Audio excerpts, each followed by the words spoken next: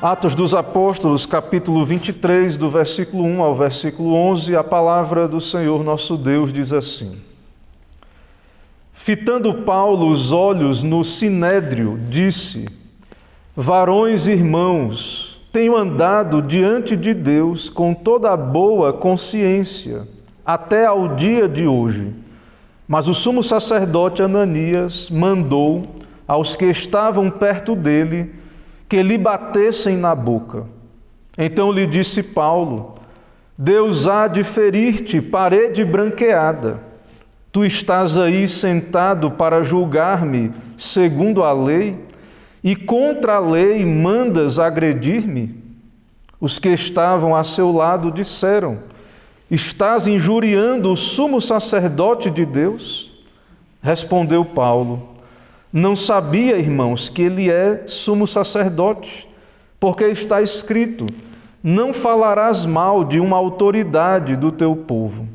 Sabendo Paulo que uma parte do sinédrio se compunha de saduceus e outra de fariseus, exclamou: Varões irmãos, eu sou fariseu, filho de fariseus, no tocante à esperança e à ressurreição dos mortos, sou julgado.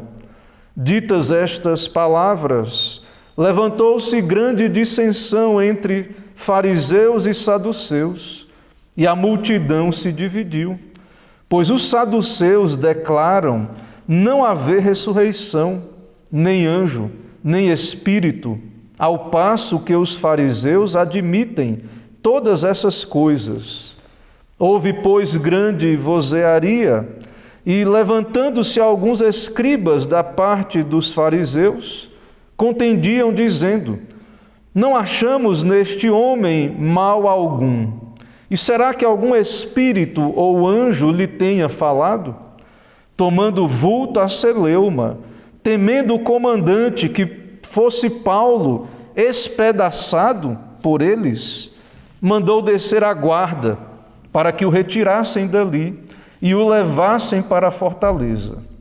Na noite seguinte, o Senhor, pondo-se ao lado dele, disse: Coragem, pois do modo porque deste testemunho a meu respeito em Jerusalém, assim importa também o faças em Roma. Amém. Vamos orar, irmãos. Senhor, nós te louvamos, te adoramos diante da tua presença santa e bendita. Nesse momento, ó Deus, pedimos a tua graça, a iluminação, a bênção sobre o meio de graça, a pregação. Venha o teu reino aqui, seja feita a vontade do Senhor. Abençoa o teu povo, ó Deus, abençoa a pregação, que o Senhor possa cumprir o teu propósito pelo meio do qual o Senhor envia a tua palavra. Assim oramos e pedimos no nome de Jesus. Amém.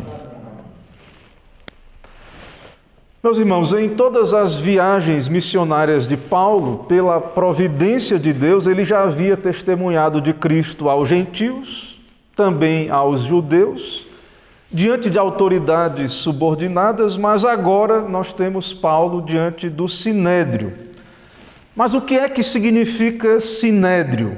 Sinédrio é o conselho político dos sumos sacerdotes, o mais alto órgão legislativo da Palestina judaica, ou seja, sinédrio é a Suprema Corte Judicial, o grande júri para casos importantes, e nós temos ali, aqui no texto, representado por fariseus e saduceus. Apelações subiam então ao sinédrio, que tratava destas questões difíceis, e aqui é o caso que temos no nosso texto.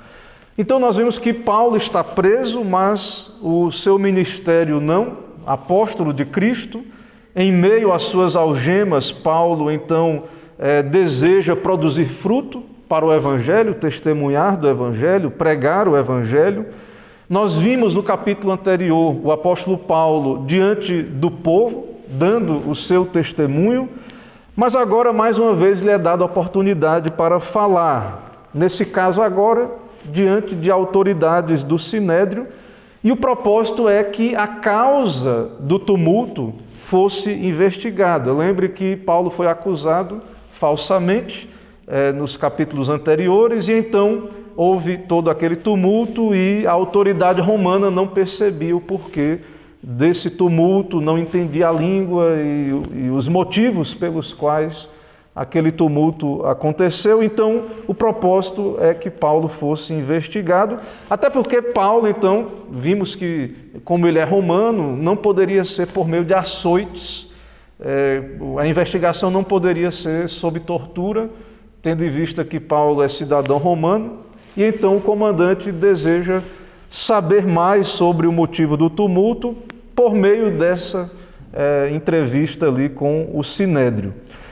Então nós percebemos que a verdade é que é muito difícil para os de fora entender o motivo de todo aquele alvoroço entre os judeus, e então há uma necessidade de uma solução desse problema. O comandante precisa de um parecer sobre esse problema. E então Paulo é levado perante aquele concílio extremamente venerado entre os judeus, o concílio, o Sinédrio, e nós vemos aqui Paulo, então, ele se pronuncia com muita coragem.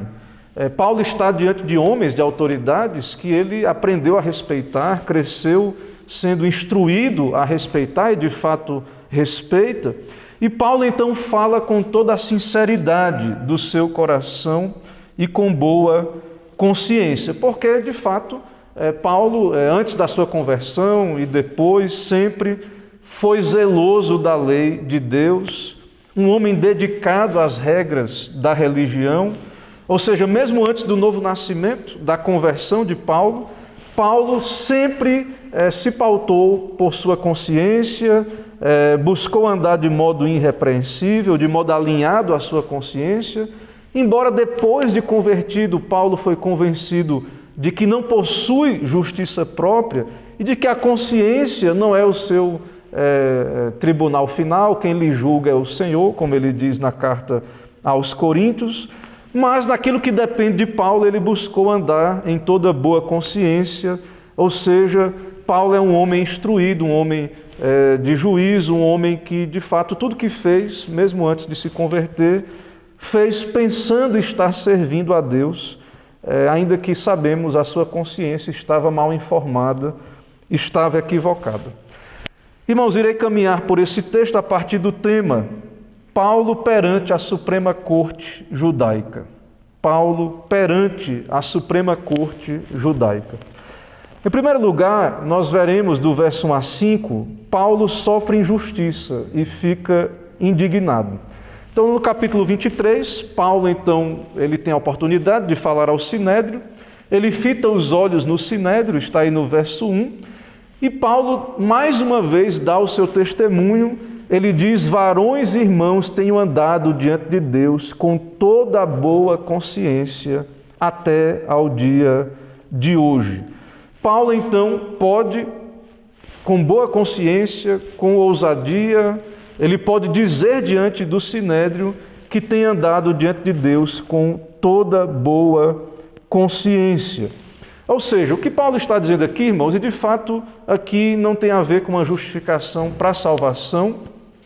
Aqui, de fato, Paulo está diante de um tribunal em que ele está sendo acusado de causar tumulto, ser um inimigo dos judeus. Então, o que Paulo, a defesa de Paulo aqui, o que Paulo está querendo dizer é: eu não sou inimigo dos judeus, eu sou judeu, fariseu, sou do povo judeu. O cristianismo não é antijudaico. O cristianismo é o judaísmo levado às últimas consequências. Jesus é o Messias judaico. Então, eu, apóstolo Paulo, não profanei o judaísmo, não sou inimigo do judaísmo. Eu prego a esperança de Israel. Eu prego a ressurreição. Até mesmo os fariseus criam na ressurreição. Eu não sou alguém que está aqui para subverter o judaísmo. Eu não nego a lei. Paulo então diz: eu não nego a lei. Jesus, o Messias que eu prego, não veio para revogar a lei. Jesus veio para cumprir, e de fato a lei não foi revogada dentro do seu propósito. Ela nunca foi dada com propósito de salvação. Depois da queda, sabemos que é impossível o homem ser salvo por obras da lei. E a lei, ela continua, então, a lei moral, especialmente, ela continua em vigor dentro do seu propósito. E Paulo, então, diz, não sou inimigo do povo judeu, não sou antinomiano, contra a lei. Pelo contrário, eu sou alguém que anda com toda a boa consciência diante de Deus. Então, Paulo pode dizer diante daquele sinédrio que ele sempre viveu e se portou da melhor maneira diante de sua nação. Esse é o proceder de Paulo. Não que tudo que Paulo fez esteve sempre certo, ele esteve antes na incredulidade. Mas, mesmo quando ele não era um novo homem, um nascido de novo, mesmo ali ele buscava se pautar por uma boa consciência. Ou seja, era um homem honesto diante de Deus, de si mesmo e de sua consciência. Alguém, então, que buscava servir a Deus, viver para a glória de Deus, consciente de estar na presença de Deus.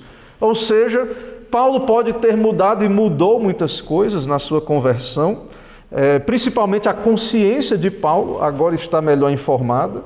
Paulo sabe mais claramente, antes entendemos que não tinha isso, agora ele sabe que não tem justiça própria, sabe que necessita da justiça de outro, de Cristo, mas o fato, irmãos, é que sempre foi sincero, mesmo antes da conversão, sempre era alguém honesto, embora errado, sincero, embora errado, estava errado, mas era um homem sincero em seus feitos.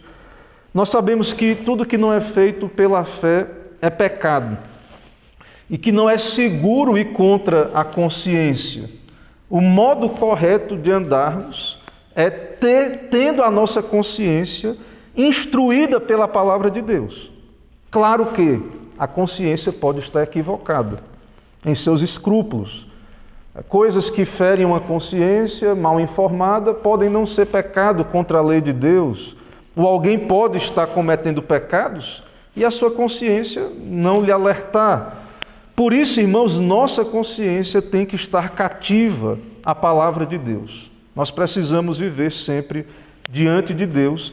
E Paulo pode testemunhar disso, mesmo antes na incredulidade, e depois ele buscava viver de modo cativo a palavra do Senhor. Então Paulo, no versículo 1, ele diz diante do sinédrio que tem andado com toda a boa consciência. Irmãos, isso ofendeu, causou a ira, provocou a ira no sumo sacerdote, que é o que nós temos aí no verso 2. Veja, verso 2. Mas o sumo sacerdote Ananias mandou aos que estavam perto dele que lhe batessem na boca. Veja que o homem ficou profundamente irado. Ele dá ordem para que açoitem a Paulo, lhe batam na boca, uma ordem num tribunal, diante de um tribunal. É como se ele estivesse retirando de Paulo o direito de defesa. Cale a boca. Você não pode se defender. Paulo não tem direito de defender a sua inocência. Como se fosse um crime dizer que é inocente. O fato, irmãos, é que o texto, e não é o propósito da Bíblia ser um livro exaustivo, Lucas certamente resume o que temos aqui, nós não temos detalhes exatos do porquê ou o que exatamente provocou o sumo sacerdote. Finalmente, nós sabemos que ele não gostou do que ouviu e que deu essa ordem para que açoitassem a boca do apóstolo Paulo. A resposta de Paulo está no versículo 3. Então lhe disse Paulo: Deus há de ferir-te, parede branqueada. Tu estás aí sentado para julgar-me segundo a lei, e contra a lei mandas agredir-me. Então, Paulo, ele então repreende diante do tribunal ali a hipocrisia daquela pessoa que mandou lhe açoitar, e Paulo chama de parede branqueada, né? O que faz referência, tudo indica aquilo que Cristo falou dos fariseus, que eram sepulcros caiados, ou seja, aquele orgulho, aquela ênfase na aparência externa dos sepulcros caiados, ou de uma parede ali que é passada algum tipo de cobertura para ficar branca, e não há uma preocupação, e aí a hipocrisia, com o coração, com o que está dentro. Então Paulo repreende a hipocrisia do sumo sacerdote e Paulo diz que aquilo foi um abuso de autoridade. E Paulo então, ele como um zeloso daquilo que é justo, ele repreende a autoridade e diz de fato que ela está julgando ele agindo de modo contrário à lei. Como pode, irmãos, uma autoridade julgar e ignorar completamente a lei ali diante do tribunal? Mas é isso que acontece. E aí, as pessoas que estão perto de Paulo, ao seu redor, os presentes, eles contra-argumentam com o apóstolo Paulo. Eles repreendem o apóstolo Paulo quando ele, de fato, Paulo fica indignado e chama o homem ali, o sumo sacerdote, embora ele não saiba que é o sumo sacerdote, ele o chama de parede branqueada. E as pessoas ao seu redor, então, argumentam com ele. Estás injuriando o sumo sacerdote de Deus, estás injuriando o sumo sacerdote. E Paulo, ele responde e alega ignorância. Está aí no versículo 15. Não sabia, irmãos, que ele é sumo sacerdote. E Paulo cita a lei diante de todos, que diz: não falarás mal de uma autoridade do teu povo. Irmãos, há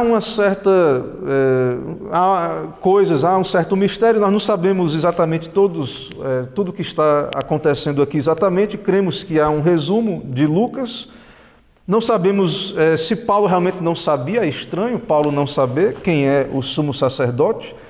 O texto diz isso, não sabia, irmãos, que ele é o sumo sacerdote, e há algumas teorias, os comentaristas tratam sobre isso.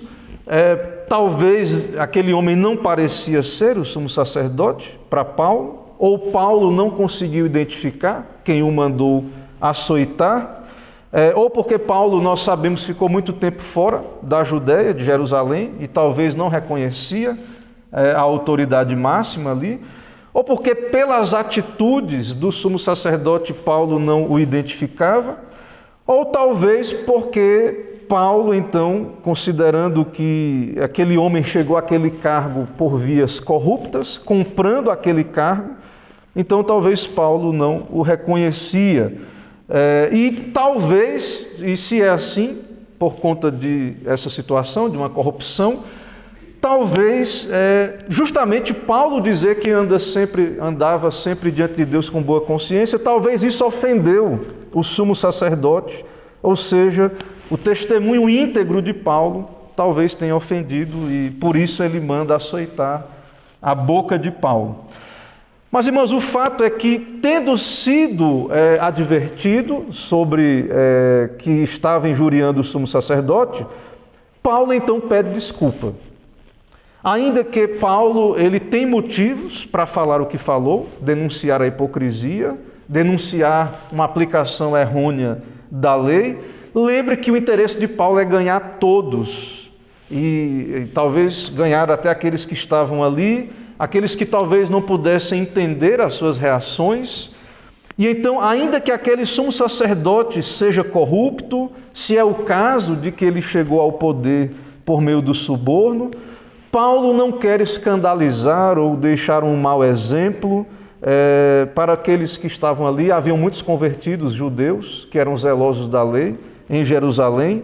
E então Paulo ele é zeloso, ele é cuidadoso, ele deseja ganhar o máximo de pessoas para o Evangelho e então não quer escandalizar a consciência dos judeus convertidos ou até mesmo dos judeus ali zelosos de suas tradições. Então, como vimos em primeiro lugar, no primeiro ponto, Paulo sofre injustiça e Paulo fica indignado.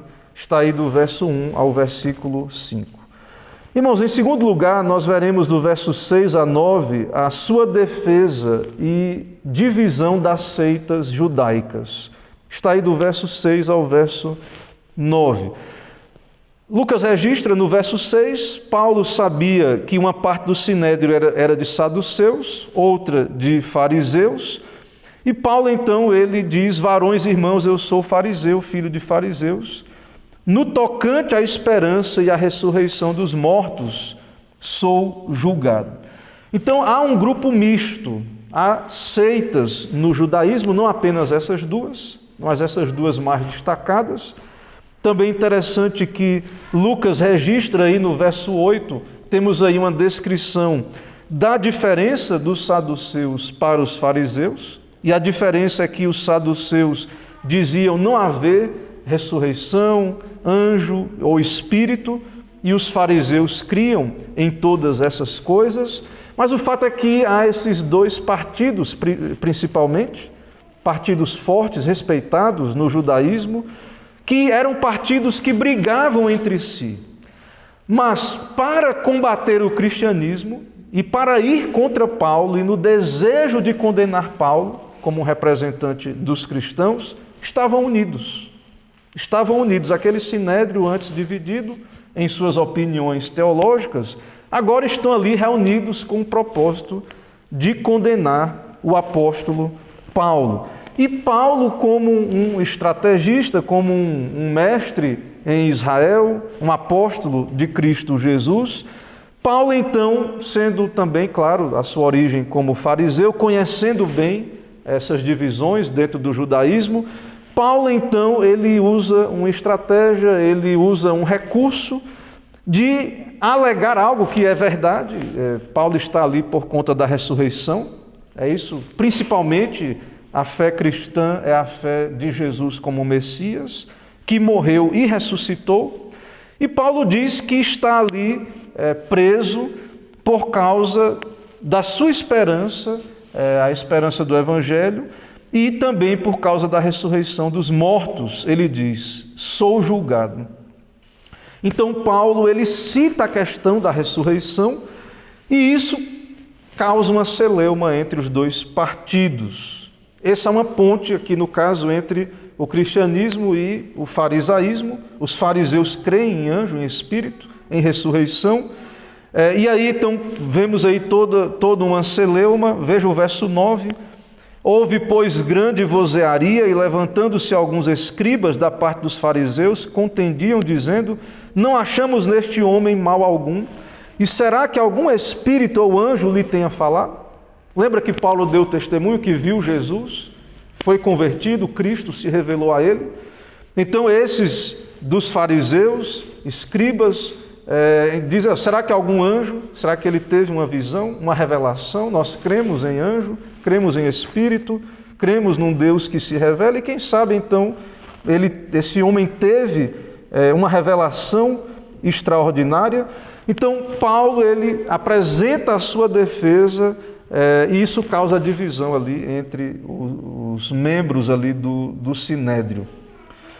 Em terceiro lugar, irmãos, nós veremos do verso 10 a 11, Paulo preservado e encorajado por Jesus. Então, primeiro Paulo é preservado. No verso 10, tomando vulto a celeuma, temendo o comandante que Paulo fosse espedaçado por eles, mandou descer a guarda para que o retirassem dali e o levassem para a fortaleza. Mais uma vez, o Senhor Jesus usa o comandante, a autoridade romana, para preservar Paulo. Veja que a briga foi violenta, foi uma situação grave. O comandante teme que Paulo fosse espedaçado, e o Senhor então o livra por meio ali da guarda e da ação do comandante. Nesse contexto, irmãos, Paulo ele retorna ao cárcere, à prisão. Paulo está preso, as suas expectativas não são boas, ele não sabe o que vai lhe acontecer. E nesse contexto, Jesus Cristo se revela a Paulo à noite, ali na prisão. O Senhor lhe aparece e o Senhor então lhe comunica palavras de encorajamento. Veja, Lucas registra no verso 11. Na noite seguinte, o Senhor, pondo-se ao lado dele, disse, coragem, pois do modo por que deste testemunho a meu respeito em Jerusalém, assim importa também o faças em Roma. Ou seja, tu não vais morrer, Paulo, não vais ser condenado, você vai testemunhar. O Senhor então lhe revelou esse propósito do Senhor, é a vontade do Senhor, o seu decreto, que Paulo irá pregar em Roma. O Senhor deu uma missão aos seus apóstolos, à sua igreja, ser testemunha em Jerusalém, Samaria e até os confins da terra. Então, esse propósito se cumpriu e vai se cumprir. A igreja será testemunha desse modo. O Senhor irá preservar a sua igreja. As portas do inferno não prevalecerão contra a igreja. E o Senhor reafirma diretamente para Paulo esse propósito. Tu irás ser preservado, irá pregar, testemunhar de mim também em Roma. Então nós vemos Cristo Jesus ressurreto, comunicando a Paulo em meio à aflição e lhe dando palavras de encorajamento. Tenha coragem, Paulo, fique firme, permaneça constante, porque o meu propósito irá se cumprir. Ou seja, você não morrerá aqui, você irá continuar, a sua missão haverá de continuar. O Senhor Jesus está no controle, o Deus que cremos, o Deus das Escrituras é o Deus que decreta todas as coisas, e cada um dos seus servos, Deus tem o governo, o tempo da morte, o tempo da partida, tudo isso está no plano de Deus, no seu decreto, e como alguém já disse, somos indestrutíveis até que o Senhor cumpra o seu propósito. Então não era aqui, Paulo não iria ser despedaçado, como Lucas diz, o Senhor o preservou e ele então irá cumprir esse propósito. Irmãos, ainda aplicações a partir desse texto. O apóstolo Paulo, irmãos, ele foi formado como fariseu, discípulo de Gamaliel, e claro, os fariseus creem na ressurreição. E nós vimos aqui Paulo falando, eu estou sendo julgado pela minha fé na ressurreição dos mortos e no tocante à esperança de Israel. Então Paulo, ele antes de se converter, já era um crente na ressurreição. Mas Paulo só creu na ressurreição de Jesus quando Jesus se revelou a ele, na estrada de Damasco, como Paulo testemunhou. Naquele dia determinado pelo Senhor, Cristo falou a Paulo e ele, o apóstolo Paulo, foi conduzido à fé em Jesus. E então, o Senhor Jesus no controle, dentro do plano de Deus, Paulo, então, como eleito de Deus, foi chamado para o Evangelho de Cristo e experimentou o arrependimento, a fé salvadora, foi regenerado. Ou seja, foi necessário uma intervenção de Deus para que esse homem de fato cresce no Evangelho, para que esse homem de fato cresce na ressurreição, não como um fariseu que cria na ressurreição de modo geral, mas crer que Jesus ressuscitou, morreu e ressuscitou, ouvir a voz de Jesus e então agora ser um novo homem. Então veja a importância da doutrina da ressurreição. É na ressurreição de Cristo que está a nossa esperança. Ele venceu a morte. Precisamos crer no Senhor, precisamos então crer em sua morte e em sua ressurreição, e nós precisamos pregar a ressurreição de Cristo, chamar os pecadores à fé. Temos esperança em Cristo, Ele é a nossa esperança. Cristo morreu, ressuscitou, nele temos vida, e Paulo então agora, como cristão, crê na ressurreição, prega a ressurreição de Cristo. Essa é a sua esperança, essa é a nossa esperança, é a esperança da igreja. E veja a importância da doutrina da ressurreição para o Evangelho e especialmente aqui nesse contexto estratégico em que os fariseus criam na ressurreição. Então Paulo cita a ressurreição na expectativa de ganhar alguns. Veja que alguns fariseus o defenderam, até depois que ele cita isso. Não sabemos exatamente, é possível até que alguns ali tenham posteriormente crido no Evangelho. Em segundo lugar, irmãos, nós vemos aqui no texto a maneira como Deus pode usar todas as coisas, mesmo quando tudo parece estar acabado, tudo parece ir de mal a pior, coisas que escapam à nossa compreensão, mas de fato Deus usou essa situação constrangedora. Paulo preso, o Senhor usa tudo isso e usa o apóstolo Paulo dentro dessa situação, um judeu convertido, um fariseu, pregando ali, testemunha da ressurreição. Então, nós não temos como calcular como é que Deus pode nos usar, como Deus vai nos usar e como isso vai repercutir pela eternidade. Então, Paulo, ele testifica, ele prega o Evangelho e, de fato, Deus cumpre o seu propósito através desse testemunho. E Deus quer também que ele testemunhe em Roma, como vimos, e o Senhor cumpriu o seu propósito por meio dessa situação, mesmo em cadeias. Lá em Roma, Paulo fica preso depois, prisão domiciliar, muitos ouvem do Evangelho. Então, coisas que acontecem conosco que às vezes não compreendemos, coisas constrangedoras, às vezes não percebemos, não compreendemos. Deus é soberano, o Senhor usa todas essas coisas para o seu propósito. Deus será glorificado, talvez na eternidade nos surpreendamos o modo como Deus nos usou e nem percebemos enquanto estivemos aqui. Em terceiro lugar, nós vemos no nosso texto, irmãos, algo importante, que é a obediência à lei e o respeito pelas autoridades, mesmo quando elas procedem de modo injusto ou são autoridades indignas do seu cargo. Como falamos, talvez por corrupção. E veja o desafio que o Senhor Jesus coloca diante de nós, por meio desse texto, porque muitas vezes damos tantas desculpas, mas essa autoridade, ela está ali de modo corrupto, ou é indigna, e qualquer outra desculpa para desonrar a autoridade, mas nós sabemos pela Escritura, e Paulo diz lá em Romanos 12, que toda autoridade é constituída por Deus. E por pior que seja a autoridade, nós sabemos que Deus as colocou ali e que não ter autoridade alguma é pior do que qualquer autoridade indigna ou que de fato seja prejudicial aos nossos olhos. Na verdade, é pior não ter autoridade alguma. A anarquia é mais grave ainda, a situação de não ter governo, de não ter pessoas exercendo as funções de magistrado, é algo terrível.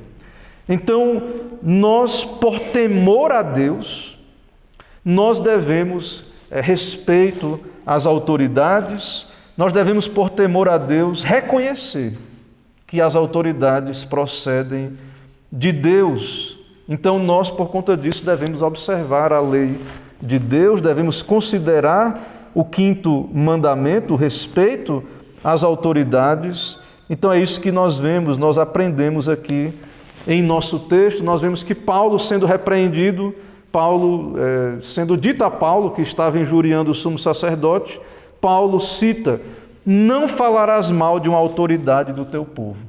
Isso tem a ver com o quinto mandamento, esse mandamento da lei: não falarás mal de uma autoridade do teu povo. A base é o quinto mandamento.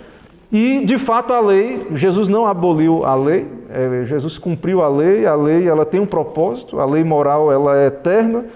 Então, de fato, Paulo ele reconhece, então, a autoridade, que a lei deve ser obedecida, Deus deve ser temido. Também aprendemos que precisamos ser sábios no uso e na aplicação das doutrinas, na defesa do Evangelho. Em momentos específicos, ao testemunhar do Evangelho, a doutrina certa para ganhar os ouvintes do Evangelho. Claro que quem convence ao Senhor? Os que contradizem. Mas Deus nos chama, somos orientados pelas Escrituras a sermos sábios no que depender de nós. E nós vemos então que Paulo ele cita uma doutrina específica, a da ressurreição, de modo muito sábio, e nós devemos aprender disso. Outro ponto, irmãos, em nosso texto, e nós vemos aqui Paulo sendo encorajado pelo Senhor Jesus.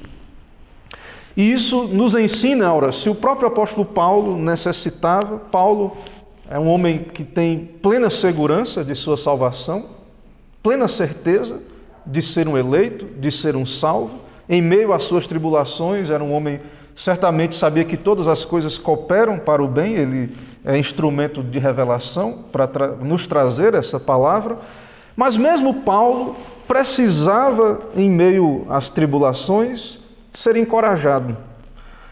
E isso nos lembra, e lembra a igreja, o povo de Deus precisa ser encorajado. Precisamos recobrar o ânimo. Ora, se Paulo necessitava disso, ser encorajado por Jesus, nós também precisamos. É claro que nós sabemos, experimentamos, que o Senhor está no controle de todas as coisas. Nós sabemos que o Senhor cumprirá todos os seus propósitos. Mas nós precisamos ouvir de Cristo. Você precisa ouvir a voz de Cristo pelas Escrituras, pela pregação. Você precisa ser encorajado. E onde está o encorajamento? Na palavra, revelada, escriturada. Na Bíblia, Cristo fala também pela pregação. E a igreja, o povo de Deus, precisa constantemente ouvir esse encorajamento. Em meio às tribulações, às lutas dessa vida, precisa ouvir, a igreja precisa ouvir, precisamos ouvir. Cristo está conosco, Ele está com sua igreja, até a consumação dos séculos. A missão da igreja será cumprida e nós precisamos renovar o nosso compromisso de fidelidade, de obediência, seguir o nosso Senhor até a sua volta e estar com Ele eternamente pela sua graça.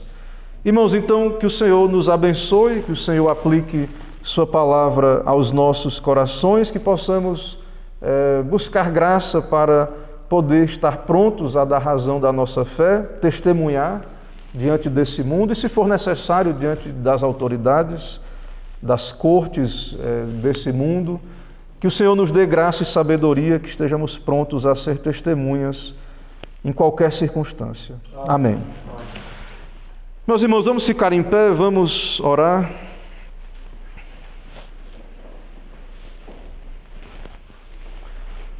Senhor nosso Deus, nós te adoramos diante da tua presença, te agradecemos, ó Deus, pela tua palavra, pelo encorajamento, por poder, ó Deus, ter revelado a nós, escriturado, todos esses eventos da história da igreja que manifestam a soberania do Senhor, o governo do Senhor sobre a igreja, sobre os teus servos, os apóstolos, todo o teu povo.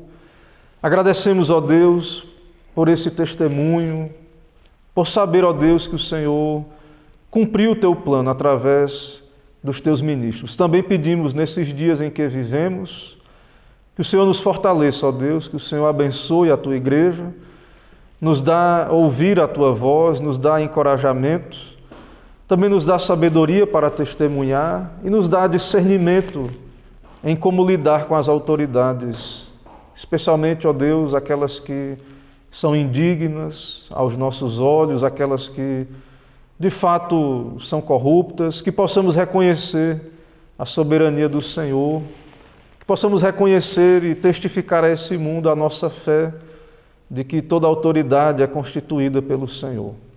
Dá-nos a tua bênção para esta semana, nos dá a tua graça nas nossas vocações, nos sustenta, nos dá a te glorificar em nossos afazeres, todos eles, nos livra de todo o mal e nos abençoa, Deus, é o que pedimos e oramos no nome de Jesus. Amém.